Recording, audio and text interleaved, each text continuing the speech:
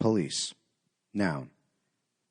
The civil force of a national or local government responsible for the prevention and detection of crime and maintenance of the public order. Verb. Have the duty of maintaining law and order in and for of an area or event.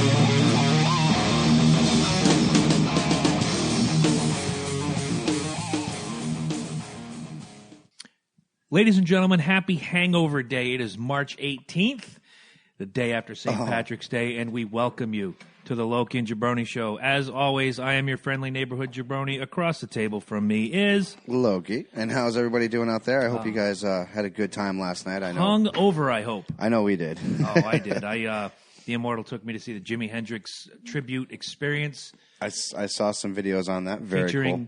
My Lord and Savior, Mr. Zakk Wylde. I was impressed with him. I actually was. And you know what? A lot of people actually said it. The radio station I listened to in the morning there what's kind of funny is they played these like songs like Hold the Line and Africa so much now it's become like they play pop music. Mm-hmm. So like these songs that I haven't heard in like forever, I'm hearing every day now, and it's actually getting ridiculous. So I'm going to be like shooing them off and kind of plugging my phone boycott into that station. That's exactly. It just so happens every time I walk in there, it's like Hold the Line is playing. You know what I'm saying? It's like I used to like that song. Good song. Not no more. You know. Damn it! It only took 3 minutes. I'm gonna unplug this for right now. He's already blowing it. I've already blown it. Thanks, guys. Every episode, man. Yep, pretty much. It's been like I've missed one in the last few weeks. So fuck me running. Yes. It was great. It was a great time. Kenny Wayne Shepherd, Johnny Lang, Buddy Guy, just Dweezil Zappa, all these fantastic musicians. That's what they said. They were doing a great job. Mm-hmm. And they had this one gentleman singing. Never caught his name, but was just fantastic. It reminded me of the guy from Living Colour. Just that smooth soul voice. That translated real good to rock and roll. Yep. Just a really good time. So thank you to her, and thank you. If you have subscribed to the show and for downloading this week's episode, because without you, there is no us. Where am I going from here? I don't even know. But thank you for downloading this week's episode. Thank you if you've subscribed by subscribing to our show. Each and every episode is automatically downloaded onto whatever device you listen to us on. No fuss, no muss, no hassle, no horseshit. Always, please go to iTunes, leave a 5-star rating and a review.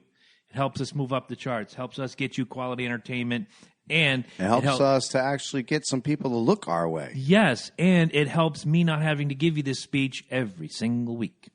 If my thing, and this is my big thing. You know what? Here's my gripe of the week. Here's what a review does, and I don't think a lot of people realizes it. Realizes it. Is that a word?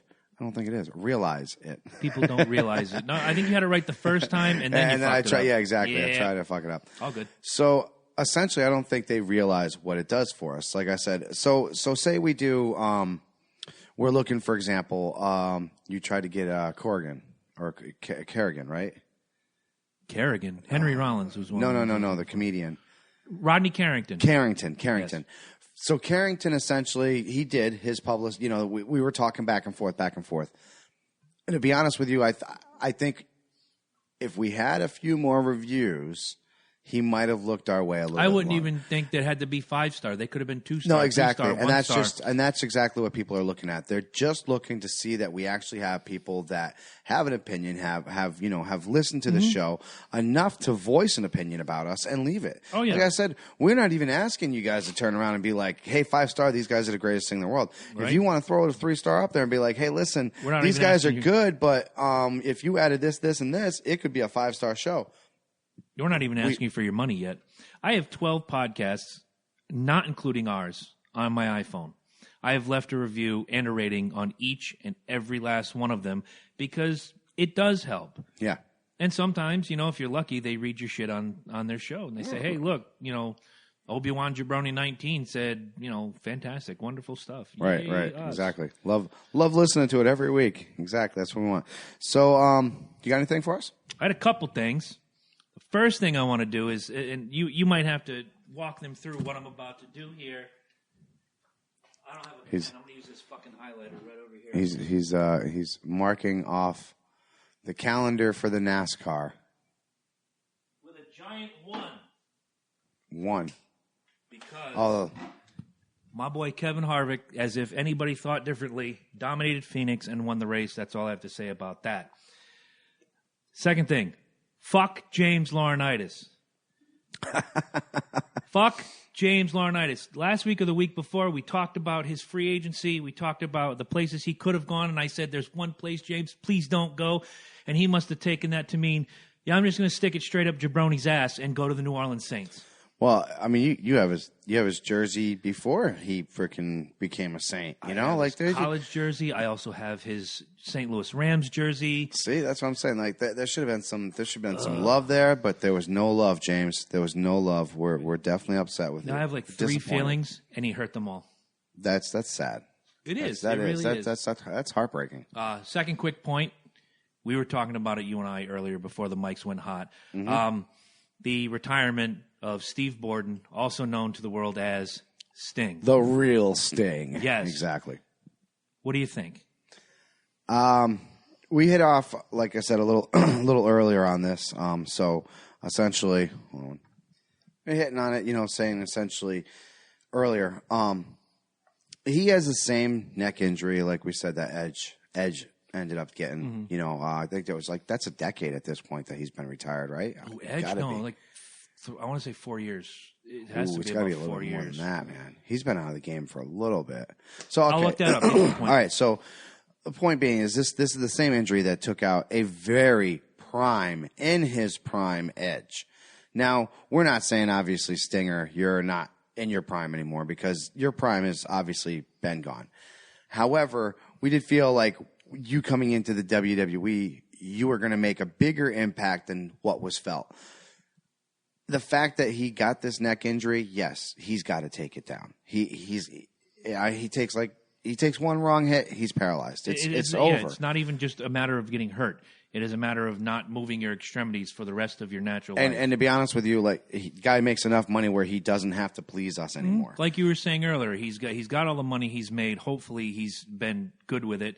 He's got licensing. He seems like an intelligent man. Everything that his face is on, he's going to get a cut of. Yeah. The video games are a big deal right there. He also owns, like you mentioned, the chain of gyms throughout the Southeast with Lex Luger. Mm-hmm.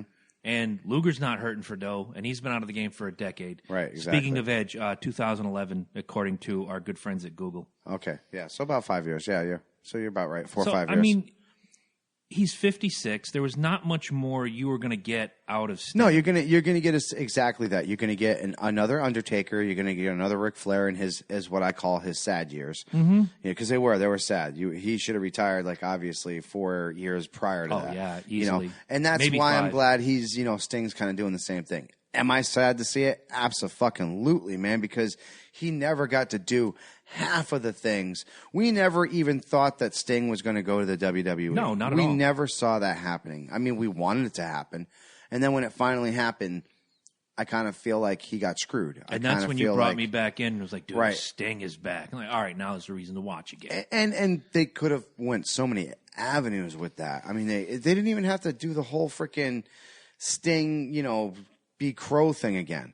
If they just would have had Sting do what he was doing down in TNA, when he was at the gangster fucking, you could do that shit too. He's so dynamic in his character acts that he can do whatever he needs to do. If you needed him to go back to that woo fucking boy, I'm sure he would have done it. He would have done it. And he would have owned it. Exactly. He would have owned it. Exactly. It's going to be sad to see him go. One of my all-time top 10 guys that I agree. Loved forever. I agree.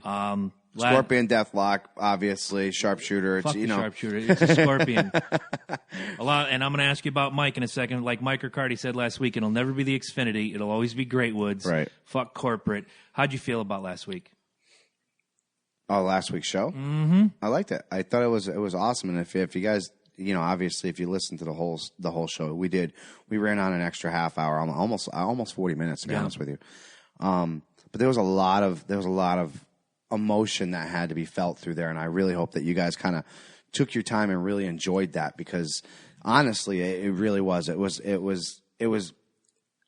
a guy essentially putting you in a position that he was in a once in a lifetime experience, and he brought you to there every single step of the way. Obviously, the book is, going to take you even further if you guys get a chance to do that. Please take this, take the episode and then take the book hand in hand, and it really does go in, and it was awesome having him on here. It really was. I enjoyed it. He was a great guest. We've all become sort of friends now.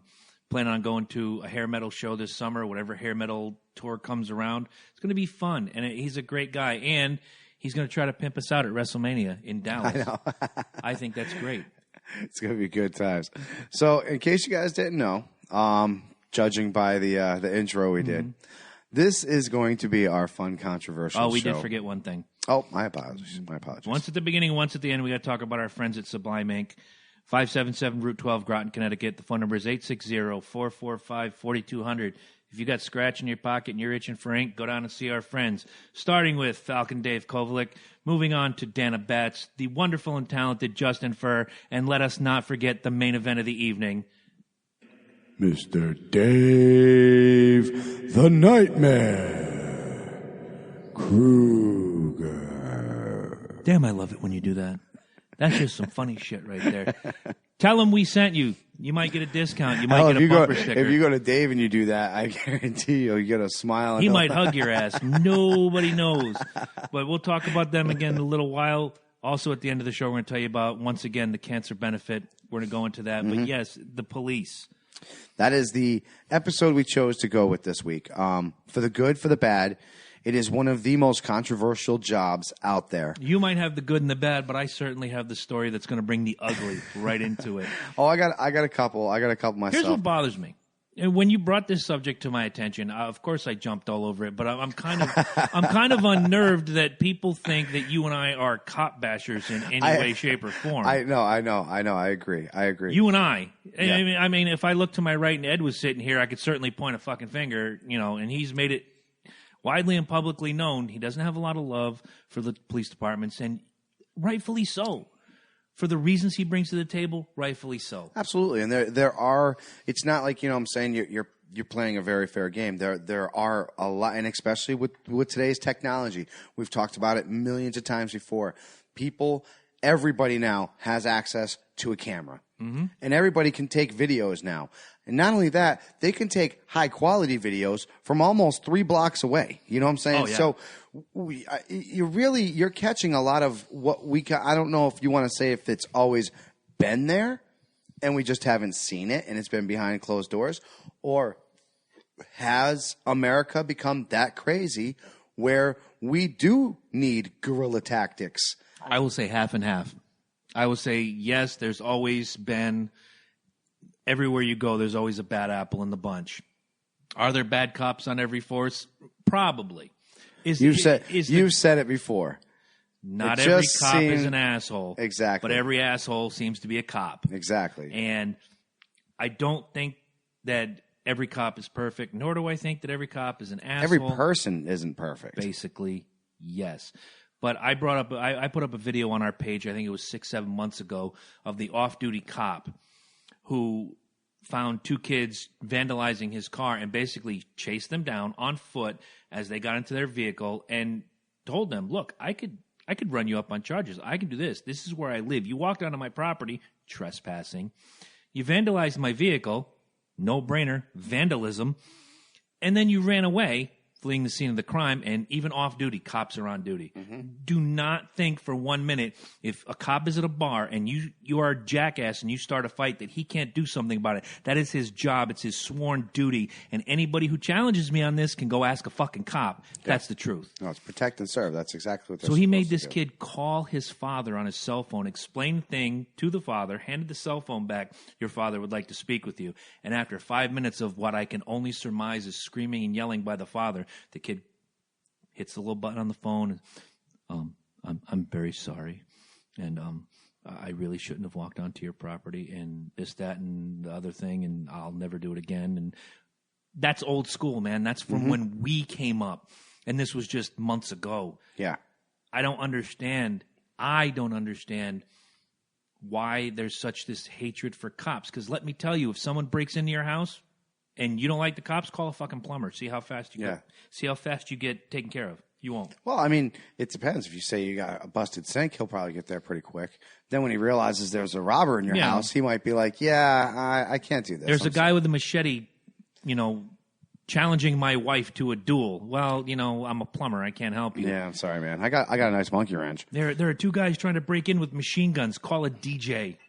No offense to DJs, but you have to pick your spots, guys. And I don't understand the cop hatred in certain aspects. Again, like Eddie's deal, and if you missed that, that's a long-standing episode way back when. I understand his not hatred, maybe it's a trepidation in regard to the police. Right. What I don't understand is just regular everyday Joe. Fuck the police. I can do what I want. That's the society we're raising. Well, we have, on the other side of that is recently on Facebook, which has gotten a lot of hits, was that that video of the California dispensary. Okay. Did you see that? I haven't seen the video, no. I'll have to look it up and put it on our Facebook page. So essentially this team of California police officers roll in body armor and guns into a marijuana dispensary. Medical marijuana or otherwise? I don't think it's legal in California other than medical, so I think it's got to be... Okay. I think it's got to be medical. I'll have to definitely check on that, but it's definitely a dispensary, and you could definitely, if you look at the video, you see the walls, it's a business. Mm-hmm. There's actual things on the walls, it is a business, So these guys come rolling in here, pistols out, get every person out of there, and then they proceed to start eating the edibles. This is all getting caught on camera because what they're doing is when they first come in there, they start trying to take apart the cameras that are in there that they know that are there, but they don't know about the other cameras that are there to watch the employees. You know what I'm saying? Because obviously the employees are making this banging ass shit. I'm sorry. Not every one of them probably doesn't smoke. You know what I'm saying? A couple of them are probably got the job only because they're stoners. If I could only work at the Marijuana Institute. Dude, I will work for edibles, bruh. You hear me? I will work weed, munchies, overtime. And Grateful Dead CDs, man, for and I will work real, for you. Dude, for real. But a real life half-baked. These guys come in, and like I said, they start munching on the fucking edibles. They start playing darts. They start picking on this handicap lady. Ugh. And this is these are California's finest. And they are right here doing their thing, getting caught on freaking camera, just being stupid. Now, obviously, 3 of them are up for, looks. And these are the ones that they actually caught eating and, making fun of this handicap person. Okay. So there's 3 of them that they say broke the rules. Okay, what about the rest of them? What about the rest of them that went in and flash guns for no reason? Mm-hmm. You know what I'm saying? And even though you didn't catch them on camera, obviously, so you can't really, book them because you didn't catch them, Come on, man. You know that if you see the camera and you see one of his buddies is eating it, and over here you see this guy kind of moving, and his buddy passes him a little piece of it, I'm pretty sure his buddy didn't throw it on the ground. Granted, you didn't see him eat it, but come on. You know what I'm saying? So only 3 officers out of, and I want to say there was 8 officers in this thing total. Only 3 of them are really getting fucking pinched for it. Well, you know what? If you did wrong, you stand up for it. Cops are not immune to the law. If there's one thing that, and again, I've grown up around cops my whole life. My old man rose to the rank of deputy chief before his retirement. So I know the culture. No cop is perfect, and there are some cops that think that because I'm a police officer and because I'm sworn to uphold and protect the law, that I can do whatever I want, whenever I want, however I want to do it. You find out in short order that's not the case. Right. We can go all the way back to this past summer with Baltimore. They did the right thing by making those cops stand up and take their punishment. Mm-hmm. Other towns, same thing. The problem is in my opinion, the media blows up every bad cop story because it's ratings. Because let's be honest, television and news and newspapers is a business, and they're out to get the biggest rating. They're out to sell the most newspapers. They're out to sell the most magazines. If you're a website, you're out to get the most hits. If you're a podcast, you want to get the most listeners. And this is sensational, and it grabs the public's attention, and that in turn turns Ever this famous clickbait, man. exactly. It makes this infamous wall of hatred that we have for the police. What they don't do, and they probably will never do, is if you're watching CNN or even your local news, you know, the cop that bought the Xbox for the kid after his mother died, or as you brought up when we met this week, what was the story again? There was three boys. They just lost their parents to it was like a really bad. I think it was either a fire or something. It was tragic how the parents ended up dying. Maybe it was a car. I think it was a car accident. It was a really bad car accident. And this police officer was off. It was pretty much he had a half hour to go with his shift. And he picks up these kids. And he takes these kids out bowling. He takes these kids to get ice cream. He takes these kids back to their grandmothers and says, listen, you know, I hope you guys had a good time. I'm going to come by and I'm going to check on you guys tomorrow. And, of course, the little kid knows something's up. You know, why is this cop acting like this? You know, he's kind of being funny. The oldest one was, like, really, you know, in awe, like, oh, I can't believe this guy's doing this. The next day, he obviously came back and he announced, you know, he told the children what had happened. But he told them also, you know, I didn't want to let you know last night because it was already, you know, the day you already had. I wanted you to kind of mellow out and take it easy, you know, and so Which I wanted to give you a him. good day. Exactly. And did you hear anything about that? Maybe half of our friends might have heard that story. Yeah, I remember You know what I'm you and saying? I talking about it. Right, exactly. And being like, wow, this is cool. But we turn really around nice. and let's flip the script and let's just say, what was it, 3 months ago? Or actually, it had to been a little bit. No, because I think it was California too. Maybe it was San Diego. Okay. Remember the pool? Oh no, it was Texas, right? The pool, the girl with the pool. She had that party going on. Yes, it was Texas. And then the cop came in and tried to, you know, kind of throw her on the ground, and then threw her on the ground again. Yep. You know what I'm saying? How many people knew about that? Millions. Exactly. It was shared. It was reposted. It was retweeted. It was shown on CNN. It was shown on, you know, every other podcast. But heaven every forbid other. a CNN or a Fox News or your local NBC affiliate or whatever shares a good-hearted story. Exactly. And it breaks my freaking heart. But I mean, at the same point, there are things that we as a society need to hear. Mm-hmm. We do need to hear sometimes when the system fails. Oh, of course. You need to hear about it because you need to know that everything, like yourself, is not perfect. Everything is at fault, and something can break down at any moment's notice, and that's where you need to realize it's kind of funny, you know, because, you know, personally what I've been going through, humans, when they're subject to, say, a conflict, mm-hmm. You know what I'm saying? Human nature is almost to kind of be an ostrich and stick your head in the ground. That was, my opinion is that was the culture. Now it's fight first, think second. It still is, because here's the thing is when your head is underground, you're not listening. You're not Agreed. listening to a word anybody is saying. Your point is your point, and your la la la la la fingers in my ears.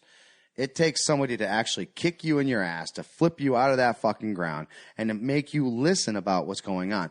Now, the problem with today's society is everybody has a voice, and with everybody having a voice, everybody has an opinion. And everybody thinks that their voice is the most important and at that their time. opinion needs to be heard. Mm-hmm. It's ridiculous, and that's exactly what's going on with the police scenario. You have one person that something happens to him, and, you know, heaven forbid, it sucks. You know what I'm saying? That one video where, all right, very, very good point. The kid is 17 years old, 16 years old. I think he was 17. He was going in to get some drugs. It was a setup. The cop freaking obviously goes out to stop it. So the kid steps on the gas to get away, right? Because he was just trying to run away. He was scared. You know, obviously he didn't want to go to jail. I mean, he just realized he, you know, got busted and blah, blah, blah. The cop, the whole time, as the car is backing up, the cop is also backing up. the car doesn't really come in contact with him at all. As the kid is trying to fly away, the cop opens fire, kills the kid. And the person that was there, you know, the drug dealer is like, dude, you just shot him. And that was the end of the video. Like they cut it out. You know what I'm saying? Granted, he was doing a crime. He was fleeing the scene. Does deadly force qualify at that point? You know what I'm saying? And again, it would be nice to have a police officer, whether Right, active or retired, Right. to answer that question. There is protocol. No, exactly. You get so many exactly. warnings before I am allowed to, as a police officer, open fire, whether it's to subdue or to eliminate. Now, just to go on with that, now you take that video and you post it, and then you watch the comments that just spill out from there. Because everybody thinks they're a fucking expert. This motherfucker, this guy, just without even thinking, just takes a life. Here's what I want to interject, because you're right. I've read these comments. There is possibly a whole world that happened before whoever had the little gimmick in their hand started this video. You don't know all the facts. And a lot of these things that everybody, the court of public opinion is always out there. There's a whole slew of information that you do not have. So when you make your opinion, let's get that straight. It is your opinion. It is based on X amount of fact. If you base your opinion on 50% of the fact, you are still 100% a fucking moron. Exactly. And I can't get it. Look, even here in our little community of southeastern Connecticut, some 7 years ago, when I moved back into the area, there was a cop who I will not use his name. It's out of respect for him and for the department that my father worked for 144 years, who was busted with almost, him and his brother were busted with almost 400 packets of heroin in New York City. There's no, I'm not going to get into, was he doing anything here, whatever. You're in New York City. You have your police ID in your pocket, and you get busted. You know, again, not every cop is perfect. They're not angels, but they are paid to do a job, just like you as a mechanic is paid to do a job. Me as a records manager is paid to do my job. Ed, as the guy who loads lumber and tells you what lawn equipment is the best, that's his job. And when you do your job and you do it right, and you can go home after a hard day's work and say, you know what, I did it to the best of my ability. It's when you abuse what you have that shit goes wrong. But again, in a sensationalist society, we'd rather hear the story of said cop from this area who gets busted with 400 packets of heroin. We'd rather hear the story of cop who shoots teenager without knowing all the facts. You can go back to Trayvon Martin. You can go back to all these different cases and be hand-fed by the media, this is the facts. No, that's not all the facts. I can point to myself, and I am not in any way, shape, or form an expert on anything like this, but I watched that Making a Murderer like millions of others did, the Stephen Avery thing. I thought I knew right from wrong, and every day there's a new article and there's new things, and I still have my opinion, but you'll never hear me say, this is fact because I say so. No, because there's always going to be a question. Well, see, that's the huge difference between their jobs and our jobs. Is their job, a bad day is exactly that. You're getting shot. You're shot at. Right. You're getting shot at. You're shooting. You're stealing. You're doing drugs. You're stopping a drug bust. Our bad day is A machine breaks down. I fall asleep, on their time for an hour hiding somewhere. You know what I'm saying? Like The computer system failed. No, it's not even that, because you got to think, because to be bad, sort of say, we got to be like stealing from the company, or we got to be like, you got to be purposely like, say, burning records. You know what I'm saying? I got to be taking like, say, tools from my company, like all the heavy power tools and all that shit. You know what I'm saying? Like, but we still wouldn't get the media that these guys get. Of course and not. that's the biggest problem here. Unless one of us embezzled millions of dollars from the company that we work for, we would never get a bit of press other than the 3-inch by 2-inch blurb in the local paper that says, Michael and Chris did this and they're up for court in 2 months. That's what we'd get. But if you're a cop, heaven forbid, and you do some stupid shit, it's all over the news. And especially if you're a local police officer, it's all over your local Oh, news. yeah. It's all over your local paper.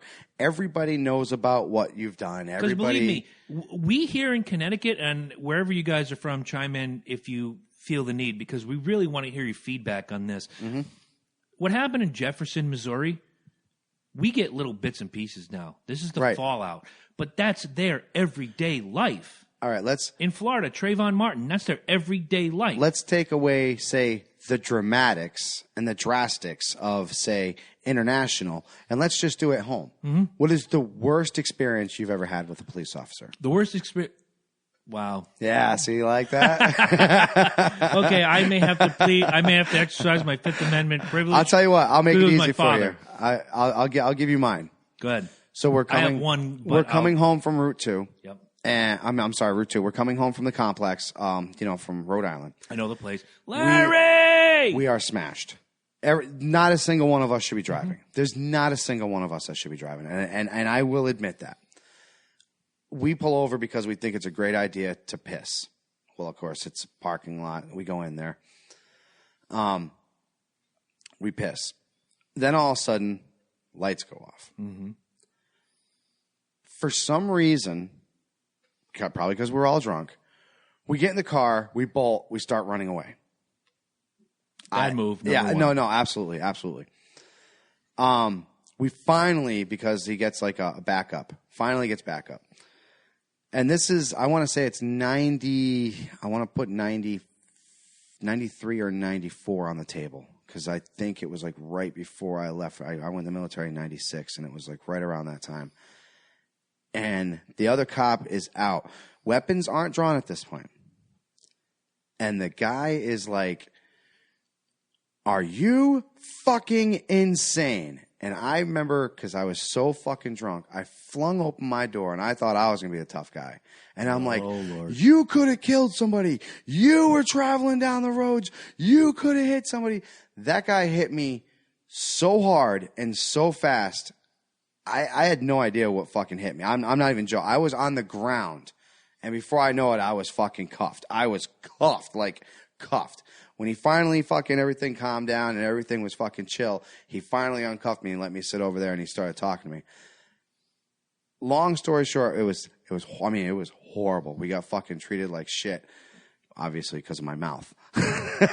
Well, yeah. No, it was, and that's the I'm meaning. agreeing with you. That's where I'm going with this. There ended up being a worse case than what we just had. Mm-hmm. There was shooting or something like that. So both officers took off in the midst of pretty much ripping us apart and getting ready to bust us and take us in. They thought, obviously, this was a bigger threat than what we were, so they let us fucking Were go. you wrong in what you did? Absolutely. Absolutely. The reason why I call this a horror story is not because I didn't say I didn't deserve it. It was because of how fast he reacted and how fast it happened. You know what I'm saying? Like, I wasn't expecting that, number one. Mm-hmm. I wasn't expecting a guy around my age to just drop me like that. Mm-hmm. You know what I'm saying? Without even a question, without even like, "Get down, sir." You know what I'm saying? It was boom, boom, I'm on the ground. Next thing I'm flipped, I'm cuffed. Like, "Thank you, sir." You know what I'm saying? To go through all of that, it does. In your head, it fucks with you. It fucks with you. You know what I'm saying? Yep. You just, you go from this high point, mouthy fucking point, blah, blah, blah. To this day, like I said, that's the hardest. That is seriously the biggest, and I've done some stupid shit. So for me to say that that's the worst thing that I've ever been involved with the police is All right, I have one. Is a big thing. You know what I'm saying? Right. End of the day, like I said, I was a douchebag. I should have never gotten out of the fucking car, number one. Mm-hmm. Everybody knows that, number one. I do that today, I'm on the ground, and I do have a bullet in me. For specific reasons. Are you sure about that? I'm going to say, let me throw this out there. Certain cops, probably. Because what we made him do, we did. We made him go through tight corners. We did. I ain't going to lie. Fucking Josh was a great driver.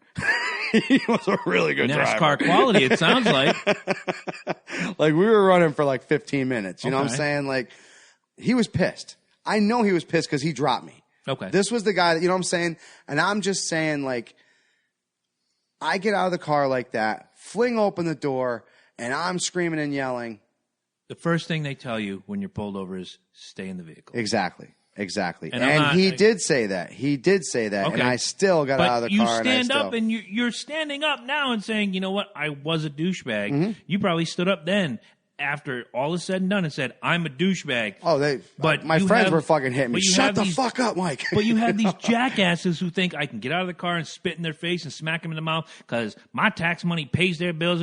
No, you don't. The minute, and that's exactly my point with my experience.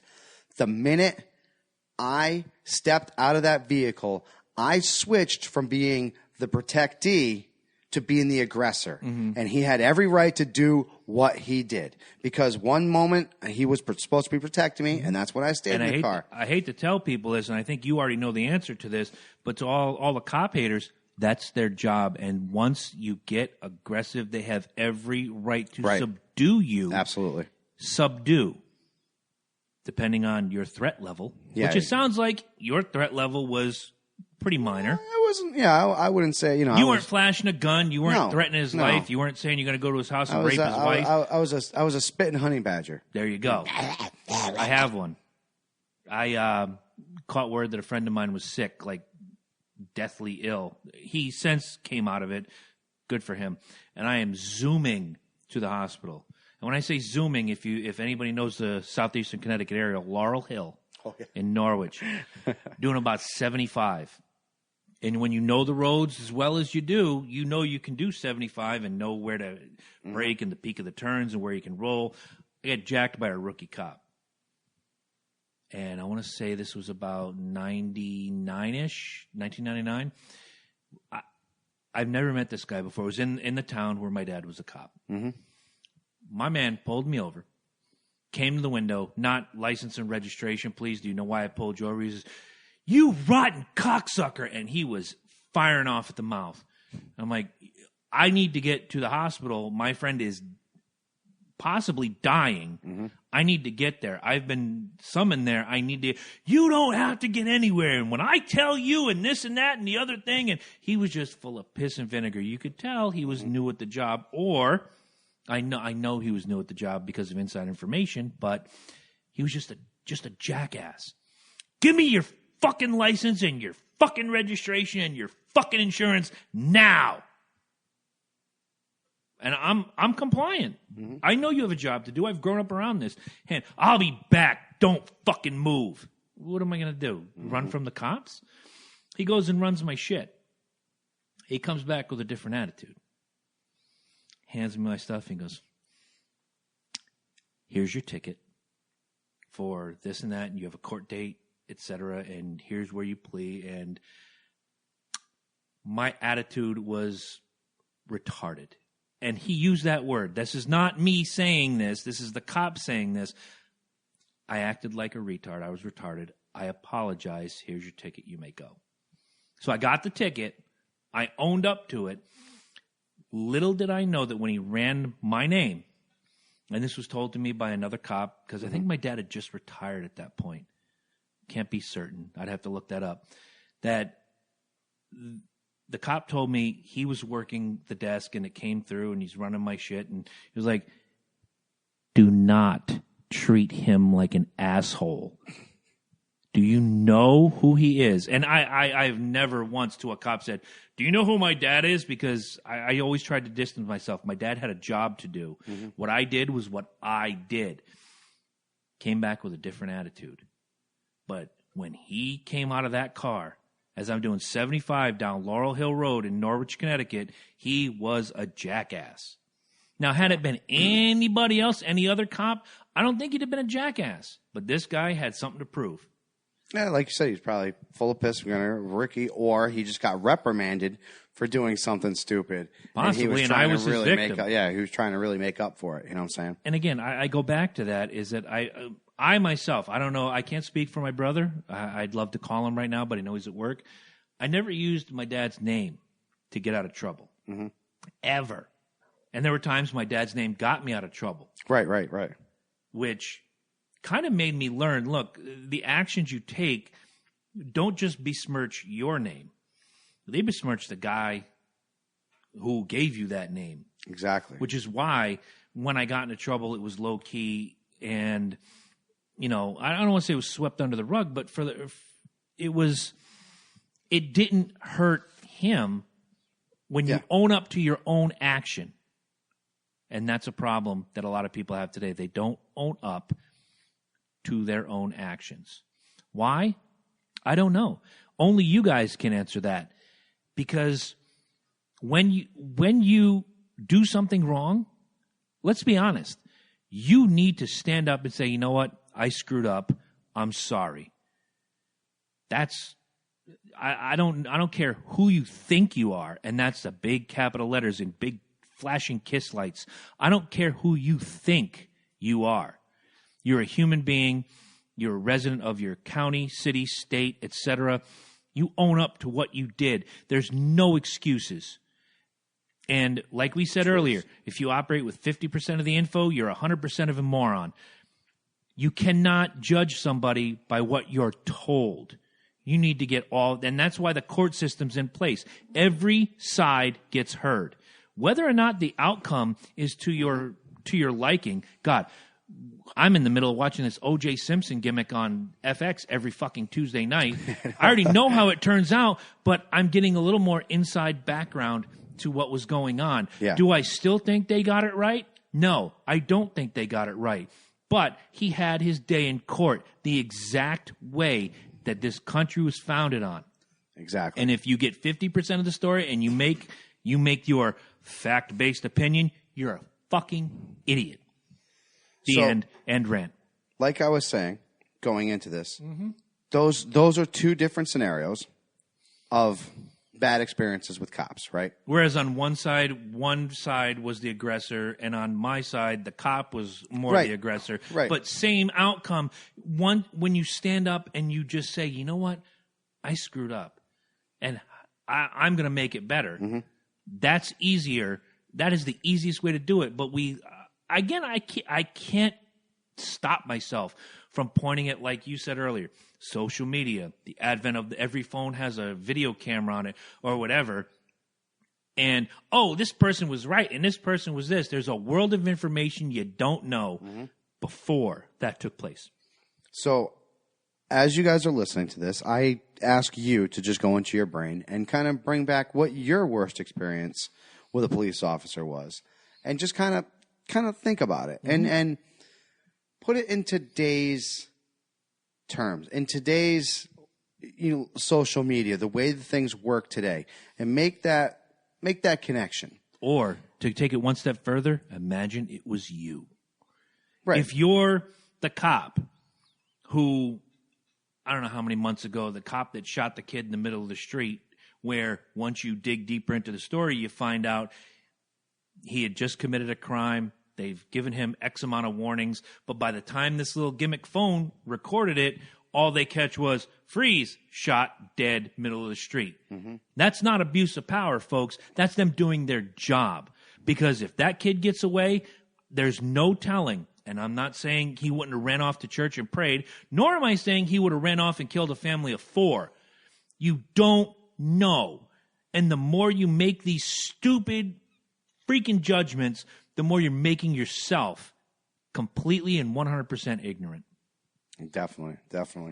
So now, take the flip end of this. Go ahead. You guys have actually, thought about your worst, like I said, and kind of put it in today's scenario and see if you are still wrong. I guarantee you 9 times out of 10, you guys would probably still be wrong. There's going to be one of you that's probably going to be right, and you were probably treated wrong, and I will. Justified. And I'll say that about 10%. About 10% will be justified. You're correct. Now, a great experience that you had with an officer. For me? Yeah. Again, I'm the wrong guy to ask because, again, I grew up around the business and I have a treasure trove of memories where cops were wonderful, awesome human beings, but I can think of one that doesn't involve the guys that my dad That's what I was going with. to say, yeah. I was traveling to get my daughter right after I got divorced. So it's probably about 2010, 2011, driving my 800-year-old pickup truck, and I blew a tire. and I am wrenching. And whoever did my tires prior to that must have used one of them power guns to get all the lugs on, and I am cranking that tire iron as hard as I can, and they're just not moving. Massachusetts State Trooper pulls over. And if you've ever seen a Massachusetts State Trooper, they look like Gestapo with the leather band. They're pristine. Yes. But I must have, and I've heard horror stories, but I've only had one instance with a Massachusetts State Trooper, and it was awesome. Comes over. I'm off to the side at this parking area right outside of Holyoke. If you've ever gone up Route 91, you know where I'm talking about. Nice scenic overlook. I'm just cranking on this sumbitch, and it won't come off. And he asked me what I was doing, license and registration, because he has to do that. Mm-hmm. He says, okay, give me a minute. Goes and runs my shit, and he comes back. He says, you mind if I give that a try? Have at it, man, because I'm not getting anywhere, and this is a big, beefy guy, and he's not getting anywhere. He goes, I'll be right back. Goes back to the car. Comes back about 4 minutes later and says, I got a buddy who lives not far from here. He's coming with an air gun. We're going to get your tires squared away. Wow. He doesn't have to do that. No, absolutely. But he did.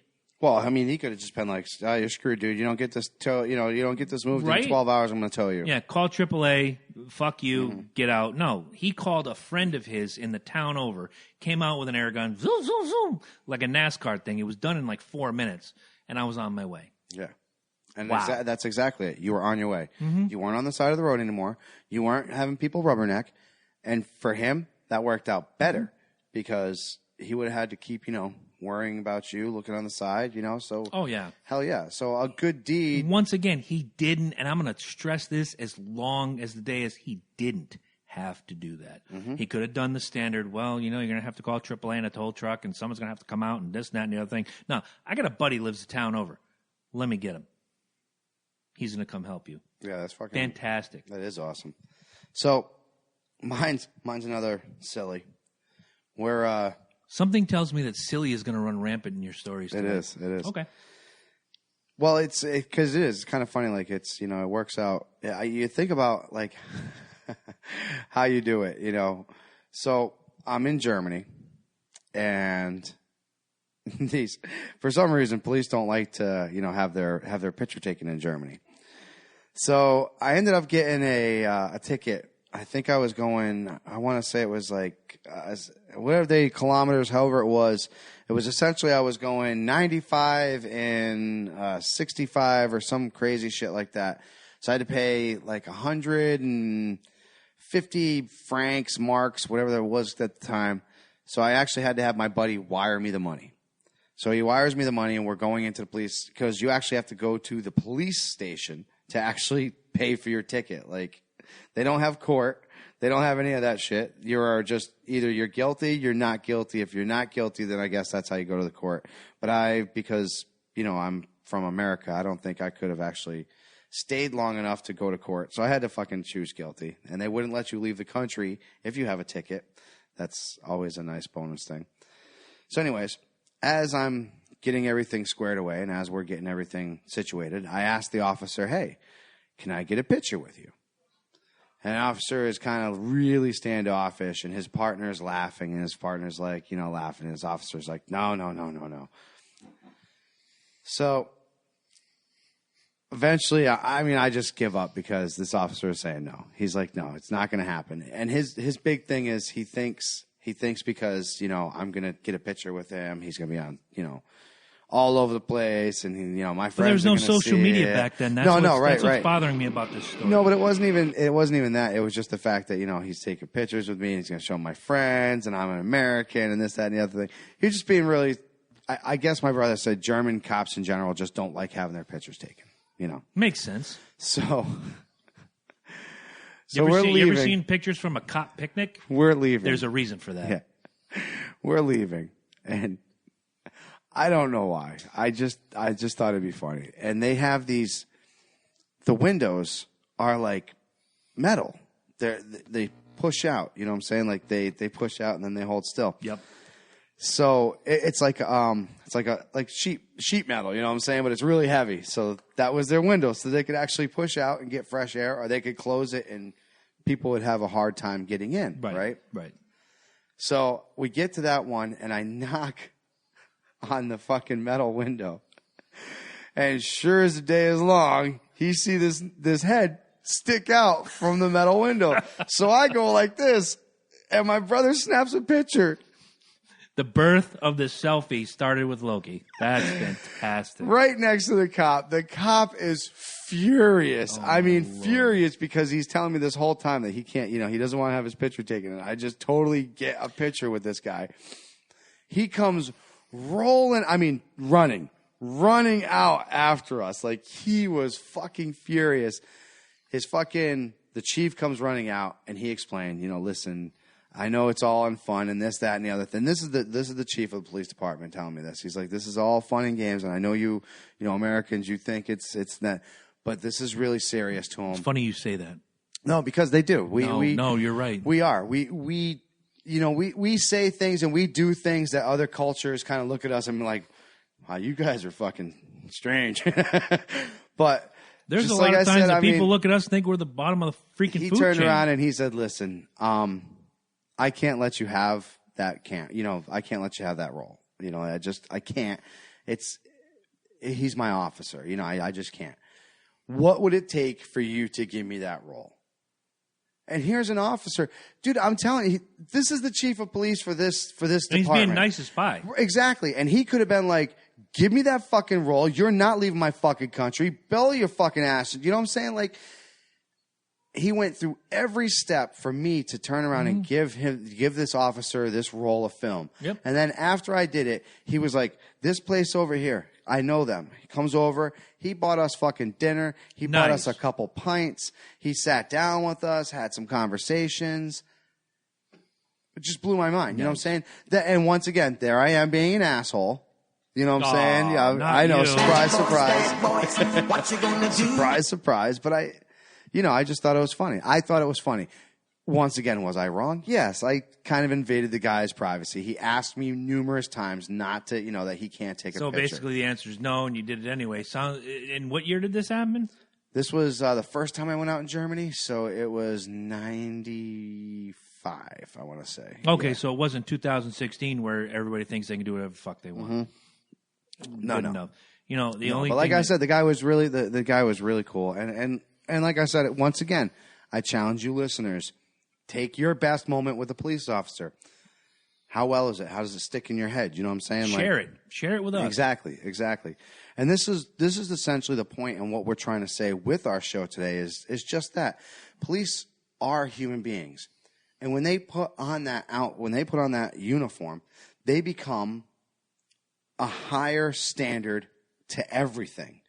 To you, to me, to themselves, to their family, to the officers before that had to put on that uniform.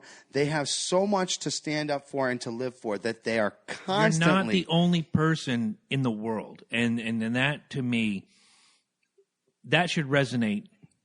And if you know somebody like this, tell them, you're not the only freaking person in the world. These people, if you live in a town like I do, which is 44 square miles high, 32 square miles across, the police department's only about 120 strong. Yeah. There's about 300,000 people, give or take, that live in the offshoots and surrounding areas. The area that they cover, So right? think of that. 122 people covering thousands of people, protecting and serving. Are you going to get an asshole? Yes, you are. Are you going to get some jacked up butt monkey who wants to shoot off his weapon and just be, throwing his dick on the table? Yes. But the majority of them are out there to honestly do the job that's in front of them, to protect and serve. And for you, if you're speeding, guess what? You got gacked. It's not the cop's fault, jackass. It's your fault. If you are sitting in a parking lot somewhere and smoking weed and the cop rolls up on you, guess what? You're at fault, not the cop. If you are selling heroin in a Walmart parking lot in Brooklyn, Connecticut, is the cop at fault? No, you are at fault. What kills me sometimes is these jackasses that run. Freeze! I'm going to run. And they don't shoot, they chase them. And then they tackle them to the ground and they do what they have to do to, get the cuffs and the hands behind the back and get the person subdued. maybe broken arm, maybe a broken finger, maybe a dislocated shoulder, and they turn around and they sue the town and say they exhibited excessive force. No, they didn't, jackass. Had you stopped when they told you to stop, which is their job and your duty to do, you wouldn't have been in this freaking situation in the first place. God bless the cop. He should have broke your fucking face. Exactly. That's that's the biggest thing is a lot of people don't realize is when you turn, when you go from the person being protected to the person being hunted. And the person that others need to be protected from. Exactly. They are doing their job, and it is their job to make sure that they not only protect you from other people, but from yourself as well. Yeah, because you're a danger to yourself, and if you continue to go on with what you're doing, now I'm gonna pigeonhole it just a little bit, and I'm gonna ask just the lady listeners. Let's put an imaginary scenario in your head. So I'm gonna bring it down just a little bit. Let's say. And I know enough people who have gone through this, and God bless them that they came out on the good side. You're at home, and your husband, boyfriend, whatever, significant other comes home and just starts whomping on you physically, like over the top. Not an accident, not an accidental whatever, because those things happen. Hell, the Immortal and I will fart around every now and again, and one of us gets a shot in that, you know, seems hard, but you know it's not. You know it's not intentional. I'm talking about intentional. Comes home swinging and into walls and black eyes and bruises and whatnot. Do you appreciate a cop now? Because who are you going to call? Do you appreciate the system now? Whether it's the cops, the court, social services, if you have a child. These are all things that are there for you. Well, how about the thing I just saw today? A guy gets into a cab, has a ski mask on, has a gun, points it right at the frickin', at the taxi driver. Give me your money. Give me your wallet. Cab's guy, I don't have any wallet. I don't have this. I don't have this. Meanwhile, the guy that gets into the taxi doesn't realize right behind him is a police officer in his vehicle. Now, the police officer doesn't notice what's going on. He's doing his little thing, probably on his phone, waiting. On his computer in the car. Exactly. Yeah. They're waiting at a red light. What does grab his attention? When the light turns green and the guy is still begging for his life not to get shot, the vehicle doesn't start moving. Does not move. So what does the cop do? Gets out of his car to go check on the guy to make sure he's okay. Thwarts a robbery. All of a sudden, boom. Here's a story. Put your hands up. Now, that same guy, I bet you love that cop, and he was. Oh my God! Thank you so much. Thank you so much. Thank you so much. I'm gonna throw some shout out real quick because this was something that my dad had a mind for this job, and to show how good he was at this job, we were driving home from some event. We had lived at the Norwich Baltic border. I know where we went and saw your boys' basketball game, not far before the border. And as we're driving home, there was a convenience store. You know where Vacatura's Bakery is down there? Okay, so there's a V. For those of you who don't know, two roads meet at a V. There was always like a Dairy Mart there, and then it's still there. It's like a Hababi Mart now, Habib, whatever. And Seafood Etc. is right there, and the the Hess Station is still there. The do-it-yourself car wash gimmick. Yep. So as we're driving home, my dad looks. We came from the right side of the V, which is Route 12 proper. The other street is Boswell Avenue. They meet, and then it just becomes Route 12 proper again. My dad looks over, and he sees a car parked on the side with just its running lights on, the orange lights, and one person in the car, and he sees a guy crossing the street toward, like you said, at the time it was like Dairy Mart or something. Yeah. So this is in the days before cell phones. I want to say this was 85, maybe 86. A little further up the road is a grocery. After the cemeteries and whatnot, there's a grocery. He pulls in, he gets on the payphone, and he calls in, and he says, I want you to run this plate, and it's a Rhode Island plate. I just saw this car parked here and a guy walking across the street toward the Dairy Mart. I have a feeling there's going to be a robbery. Hangs up the phone, drives home. An hour later, our phone rings. And it was whoever was working the desk that night saying, I don't know how you did it, but you were right.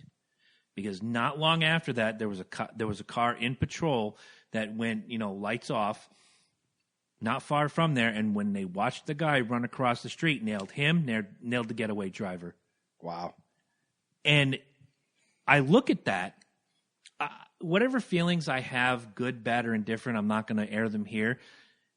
That was him doing his job. Again, even if you're not getting paid and you're off duty, you're still a police officer and you still have an obligation to uphold the law. And I always remember that story because he didn't have to pull over. He didn't have to, in my mind, right? In a 12-year-old's mind, he didn't have to do that. It's but like he did. It's like a doctor. You know what I'm saying? When a doctor is walking around the street and they come across somebody that just happened to get shot, no, they're not it's on the that clock. old cliche right. from the movies. Is there a doctor in the house? Right, exactly. There's no reason why he needs to stop and help this person. However, it's his job. In his life, that's what he does for a living. So therefore, he's gonna go out of his way to help heaven this forbid person. anyone. Same thing with me. If I see somebody on the side of the road and I can help them, I'm gonna fucking help. I don't know them. how many. I have no mechanical knowledge whatsoever, really, other than where the gas goes, where the oil goes, and where the washer fluid goes. If I see someone on the side of the road, I at least ask, "Is there anything I can do for you?" Right. Now let's get something straight for all you. The highway? No, I'm sorry. If you're on the highway, my ass is I-91, I-84, 395. I'm not pulling over. I'm not. It's not Dangerous. happening. However, if I am cruising down, say, the city streets or whatever, and I see you in my neck of the woods, and I see you on the side of the road, and you look confused, or I see smoke billowing out of your car, I will drop by, just like you said. Hey, did you get a hold of anybody? You could. Is everything okay? You carry on. Yeah. You know what I'm saying? And that's our duty as human beings. Exactly. And that's what I think people, these quote unquote haters, don't get, is they don't realize is your opinion is exactly that. It's your opinion. It's not right. It's not wrong. It's yours. But when you start flashing it around, when you start shoving it in people's faces, then you become wrong, and your point becomes irrelevant at that point. Very irrelevant. It Good choice of doesn't words. matter the point that you're making, if it's right or if it's wrong. When you become belligerent and you start throwing things around, much like these people do, it takes away from any justification that you have for it. Anything. And you'll never hear me disagree on that because, quite frankly, I'm sure we've all gone through it once in our lives where the court of public opinion has decided what you are, who you are, and how you are before they have all the facts. And especially in these cases where the police are on trial, wrong fucking answer. Yes, they have to answer because anytime a cop unloads his weapon, they have to answer. There's paperwork involved. There's an investigation involved. Anytime a cop employs force, there's paperwork involved. There's an investigation involved. What you don't know is what kicks your ass in any argument about the police going forward. There are few in my life and maybe in your life who have maybe had that situation where things didn't go exactly the way they should have. Things have gone wrong. And that's where their opinions come from. But it's based on fact. I grew up with a few of them in the projects. Right.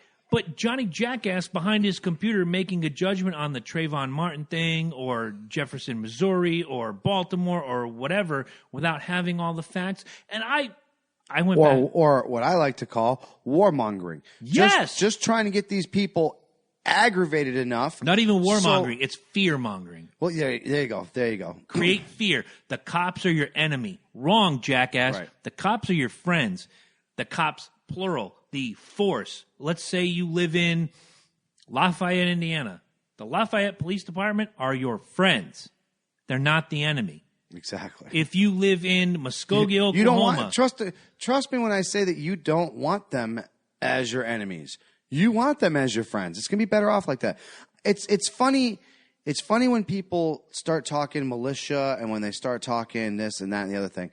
Just like it's their job every day to be a police, to be police, and just like it's the military's job every day to be military, and they train at their jobs every fucking day. Great point, because I need to bring this up, and there are the generation before us who were military, who came back from Vietnam, and all they did was their job. And they were spit on. They were hated. They were just vilified for what they did to do, and I quote in giant-ass letters, their job. It wasn't their fault. Baby killers. They were Mass murderers. Warmongers, rapists, they were name it. And these are. But does that if one guy rapes a kid in Vietnam, does that make the entire military bad? No, it doesn't. And a lot of you guys who have accused us of being cop haters, are military, just like we were.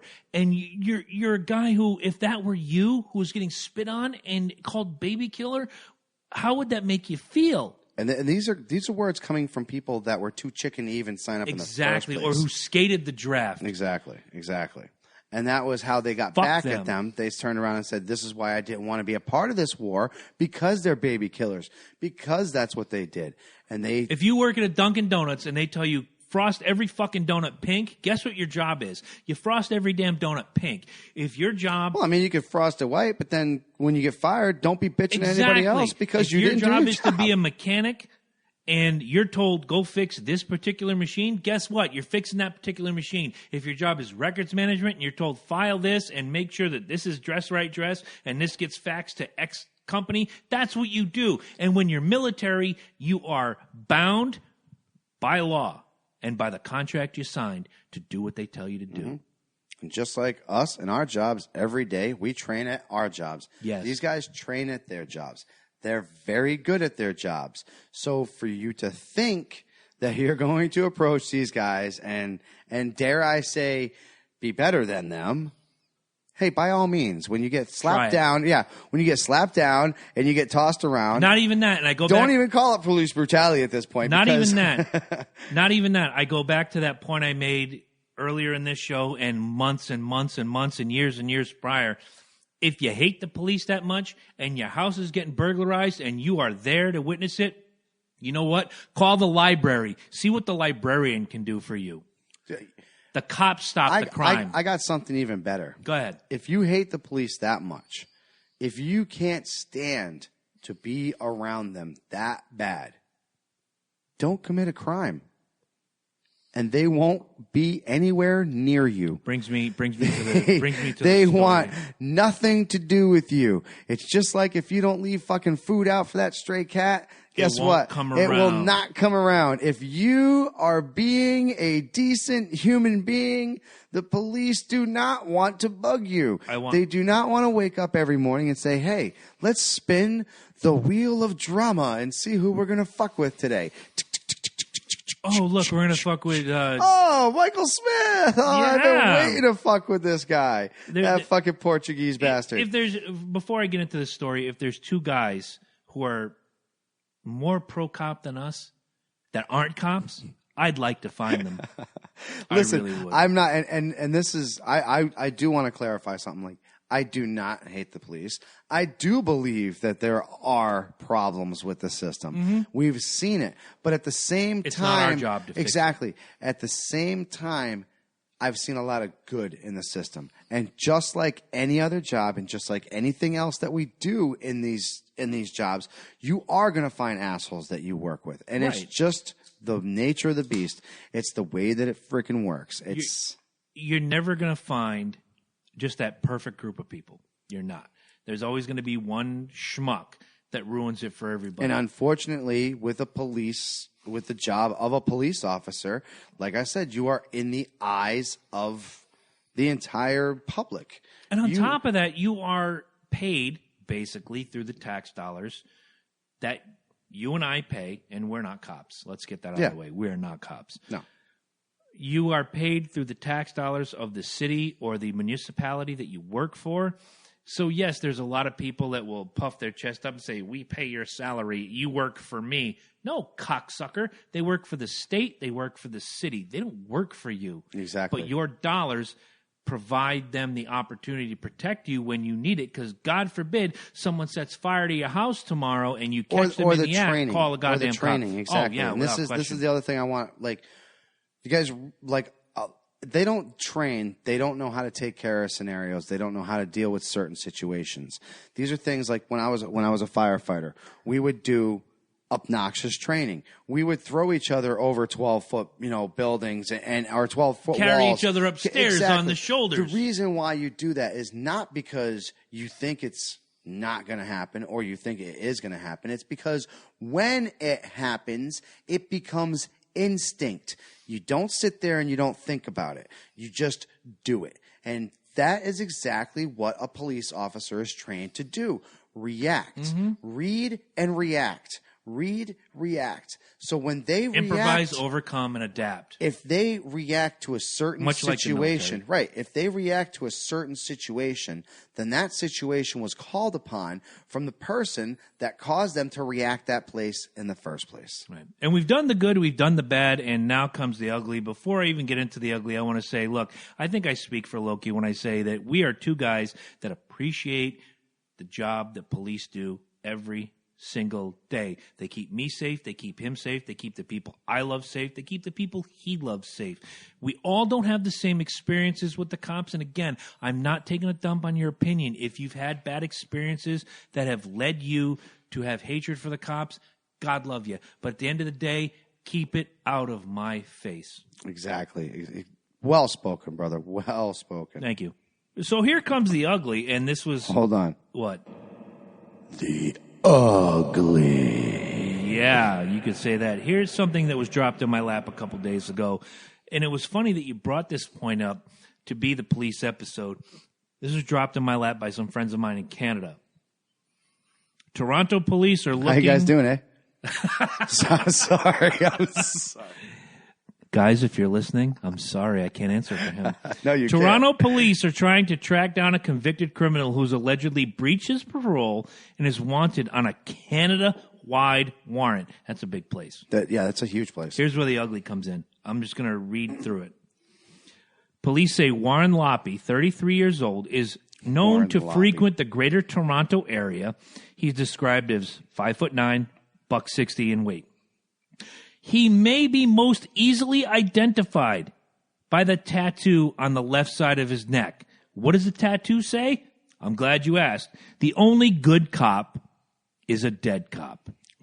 Wow. This is the problem I have with this anti-cop establishment bullshit, because this guy can walk around daily with this on his neck and nobody looks sideways. I call bullshit. As Okay. you cough. I'm sorry. That'll make the final edit. No, I'm gonna. Trust me on this one. I have to say this. Number one, freedom of expression. To an extent. It's Could not, I though. walk around It's- with a swastika on my shirt and expect that the world wouldn't just get up in arms over that bullshit? You know they are, and that's the reason why you're wearing it. Number one, okay. If you're that But it kind of is- guy, yes. right. But it is your fucking right. Listen.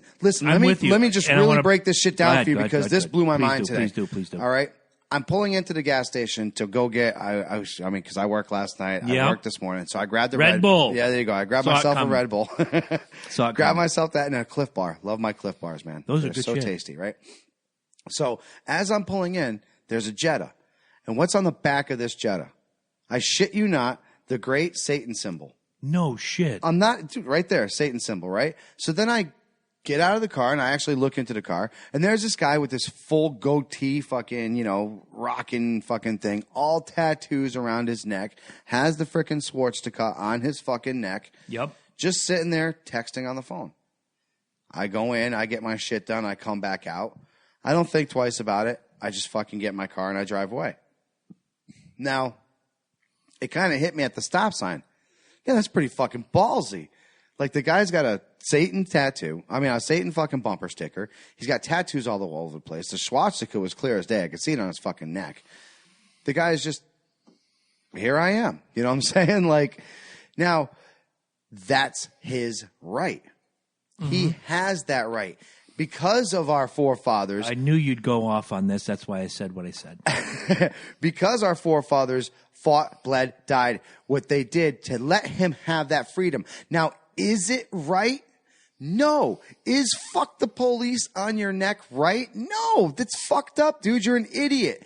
However, because, well, hold on, because my whole fucking He's in Canada, though. He's in Canada, Let's yeah. not forget that this is not an American. This is a Canadian guy. Although it's still freedom. Yes. Just like we said, freedom is fucking, I mean, there's the 20 other fucking places that fucking have freedom. It's not, you're right. So it's the same idea. They gotta, for freedom, you still gotta follow the same principles. It's still gonna be out there. I'm still gonna call the fact that he still has the right to do it. Is it right?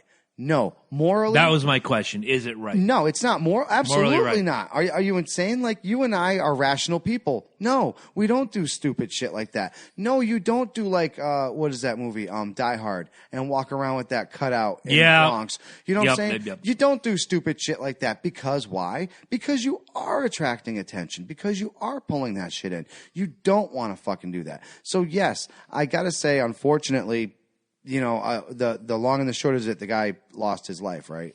No, he's still being hunted. Oh, he's still being hunted. Okay. Yeah, this was a story from today's the 18th as we record this, so it's 4 days ago that it was literally dropped on my lap by a friend of mine in Canada who thought this would be something to talk about. I think maybe he thought, you know, what's fucked up would be this week, but it was the perfect opportunity to bring this to the table. Definitely.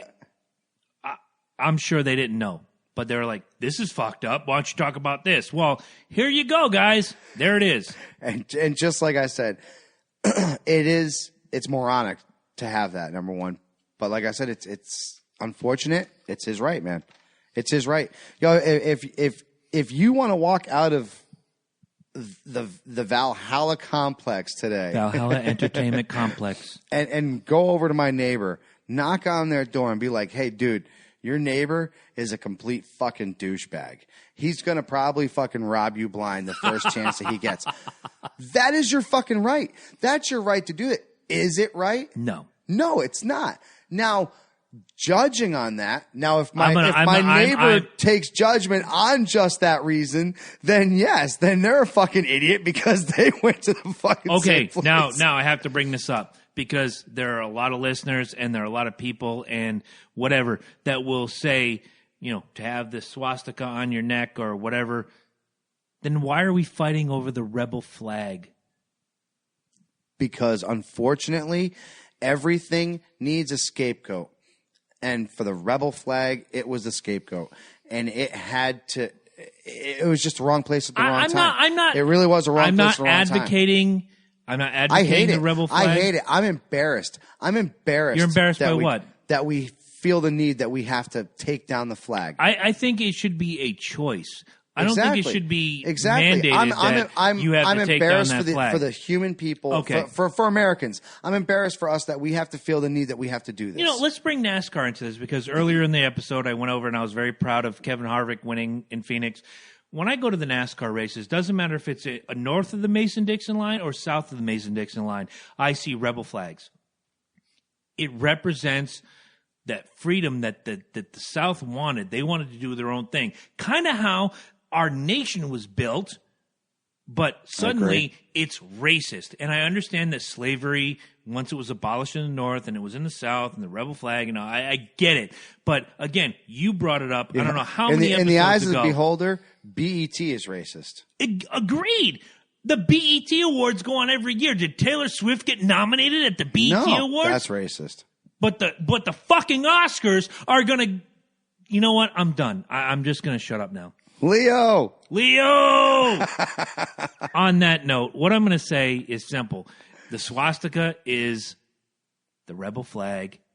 The rebel flag is the Satan symbol with the upside down star. If you're going to do one, you got to do them all. And if you can't do them all, let them all go. It was the Japanese flag. Amen. You can keep going down the list. We have always had to have a scapegoat. You have always had to have something that you have to attack. You have always had to have something that you have to Everybody burn. needs something they need to argue about. Exactly. It's the way that human nature is. You need something to explain the reason why people are evil, and sometimes it's something as simple as that. It's something as simple as a landmark. It's simple as simple as a flag. It's just what people are attacking. Why don't people go down on Route 2 where you and I just were, near the old state hospital, and Why don't they ask to tear down the First Hebrew Society cemetery that's there? Well, only Jewish people can go in there. Good luck. Really? Yeah.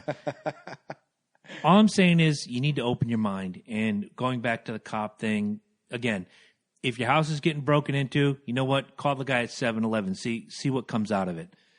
And let the cop hatred go. exactly. Show these guys some respect. They're going to show you guys respect. If you don't, they'll do the right thing if you do the right thing. We said it's simple, man. It's very simple. If you hate the police, or if you just don't want to even see the police, be good. Yeah, don't do stupid shit. Don't do stupid shit. They'll leave you alone. It's very simple. Very well put. And on that note, I'm going to hit this button right here. Because we have getting paid for this shit. Oh, damn it. I wish. No, it's less than 30 seconds. We don't have to pay for that. No, I was saying, if we got paid. Yes. Joey Tempest owes us money. We've been keeping him alive. We've pondered a lot of things today. Mm-hmm. We've thought about a lot of things today. So what I bring to the table is the top 10 things to ponder. Here's your honorable mention. Minnesota Vikings. I don't even want to ponder. That's Christian ponder. That's not the same thing. My honorable mention this week is, if a word is misspelled in the dictionary, how would we ever know? That's a deep thought. There you go. Number 10, why do we say something is out of whack? What makes it in whack? Up and down. That's a different kind of whack, my friend. Number 9, why do fat chance and slim chance mean the same thing? Why do Slim Jim mean the same? I'm going to leave that one alone. Number 8, why do we sing Take Me Out to the Ball Game when we're already there? Yeah, I'm waiting on this one. Yeah, I ain't got one. I'm sorry. Because we're high. Okay, maybe. If you're in the bleacher section of Fenway Park, that works. Or yeah, we're usually high there. Or in section 203 at Yankee Stadium. Can't forget my friends, the bleacher creatures. Got to throw love to you guys. Bleacher creatures. Going on that same note, number 7, why are they called stands when they're made for sitting? Stand in the place where you live. Now face north. And looks like our in-house guest is leaving. Seeing you. Number 6, why is a... See, I'm all fucked up now. Number 6, why are a wise man and a wise guy opposites? Well, one's a guy and one's a man. Can you get a little deeper than that? No, I don't even want to get deeper with that. Number 5, why is phonics not spelled the way it sounds? Because then you couldn't get a hooked on. Number 4, if all the world is a stage, where the hell is the audience? In your pants. Number 3, why is a bra singular but panties are plural? Because you use 2 hands when you're playing with the jubblies. And one, and yeah. The opinions expressed by Loki do not exactly... Never mind. Number 2, why do you press harder on the buttons of a remote control when you already know the batteries are dead? I hate that. I know you've done this, so I want your answer quickly. Quickly! Why do I do it? Because you're like, damn it, I don't want to go look for batteries right now. Fair enough. And now, the number 1 thing I want you guys to ponder this week. Minnesota Vikings. Close. Why doesn't glue stick to the inside of the bottle? It's manufactured with a slimy coating. I don't buy it. I'm never going to buy it. If glue is glue, it should stick to everything. Except for the inside of this coating. Again, it's like fucking wizardry. It's magic. It's some sort of, I don't know what it is. Sorcery is a very good answer. Let's give some love real quick. Sublime Ink, 577 Route 12 in Groton, Connecticut, 860-445-4200. I will be there next week on Thursday at 1 o'clock to get this fantastic tattoo touched up and to go into my next tattoo. You can see Dave Kovalek, my man Falcon Dave. You can see Dana Batch. Falcon Punch! Yes, you can see Dana Batts. You can see Justin Furr. Or if you're if you want to have that one experience where you know you're going to get 100% bang for your buck, you're going to go see Dave Nightmare Kruger. That'll never get old. I don't care how many times you do it. Once again, you got an flavor it up. itch. You got an itch. You want some ink? Go see Sublime Ink. Also, guys, if you're in the southeastern Connecticut area, April 30th, 2016 is the Veterans Pro Wrestling Colors for a Cause Vets and Cancer Awareness event. It's $10 a person. Doors open at noon. It's at the Elks Lodge in Groton, Connecticut. Lectures, bands, entertainment, Loki and Jabroni live. And pro wrestling at 5 p.m., which, in case you missed it last week, it's all cancer survivors and veterans in the ring doing their thing. We're hoping to get Sinners Inc. on board. They are on the fence. We should talk to him and see if we could get a match going. You and I? We could throw together something funny. The event coordinator is Christopher Anino, and he texted me before we started recording today. Or if he can find if he can find another. Oh, wait. Go ahead. I want that podcast with the American flag. I want them.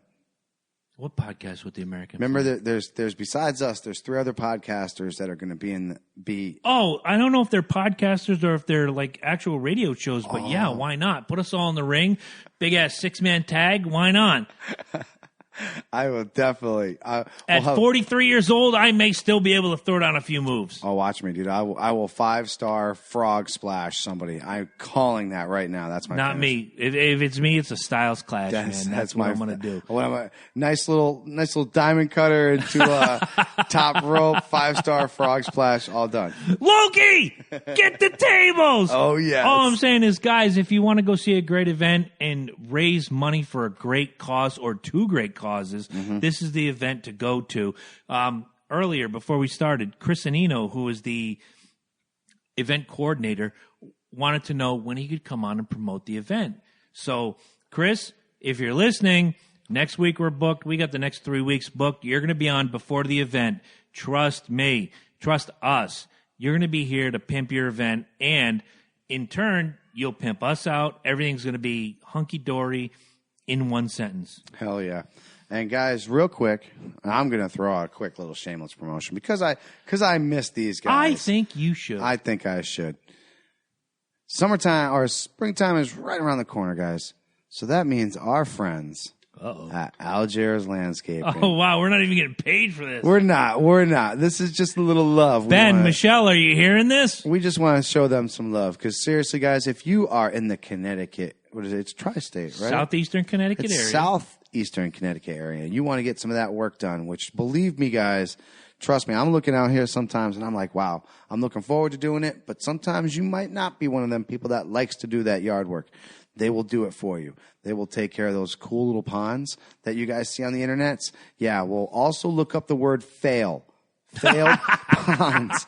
All right, people? Seriously, it's real, okay? This is not something you want to screw around with. You want a professional helping you with this, and Algiers is the top of the line, guys. Trust me when we say this. You're going to visit them on Facebook. They got a website, right? Yes, they do. It's the Algiers. AlgiersLandscaping.com. Go visit them there. You can find out all the information. Book it, and tell them that the Loki and Jabroni show sent you. And if you can't find them, contact us, and we will point you in the right Put it right on our Facebook page and say, hey, guys, I am interested in that because don't forget with, everything coming around, you guys, there's a lot on your table, and these guys are more than willing to help Mother's Day's coming up. You can get your mums for mum. Father's Day's coming up. What was Patio for daddy. There you go. You remembered. Nice work. You can get everything you want from these guys. Again, it's been months since they sponsored us, so I don't remember the number offhand. But seriously, like I said, Facebook. I know it's spring coming right around the corner. I want everybody to get it. Let's get them some business. Get them in there. And guys, seriously, we want to thank you guys. There's nothing bigger than you guys out there. I mean, if we didn't have you guys listening, we wouldn't be doing this. And we just gotta say, man, hit them reviews, please. Yes, just please. Throw those friggin' reviews. I don't care how many stars.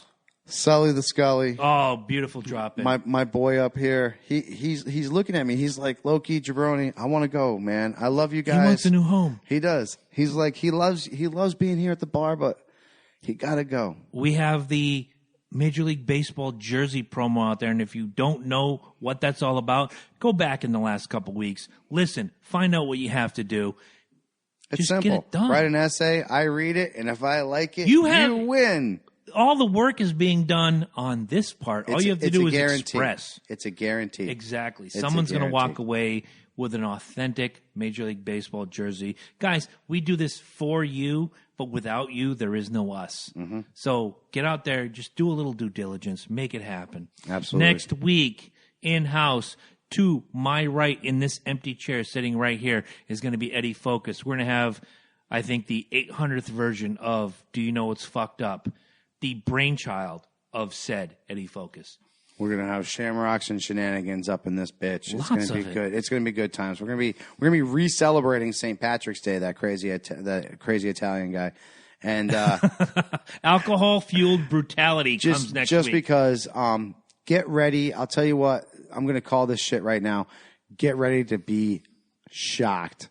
We're gonna drop you guys. We're breaking out all the doors on this. See, I have no idea what he's talking about, but We're I breaking know I'm it. bringing shit to the table. That's what I'm saying. We're gonna make you guys hit the pause button next week and say, did they just say that? Oh, let's not forget, by next week when Eddie comes here, he's got his, every once a month when we do, You Know What's Fucked Up, he's got his Ted Nugent Award, which is, did he really just say that? Yeah, the Ted So Nugent. I'm going to have music to lead him in to the Ted Nugent Award. I am working on it now. It's beautiful. It's going to be a great thing. Guys, thank you for listening. We love you. Again, reviews, 5 stars, doesn't matter what you do. Do you have anything to tell them on the way out?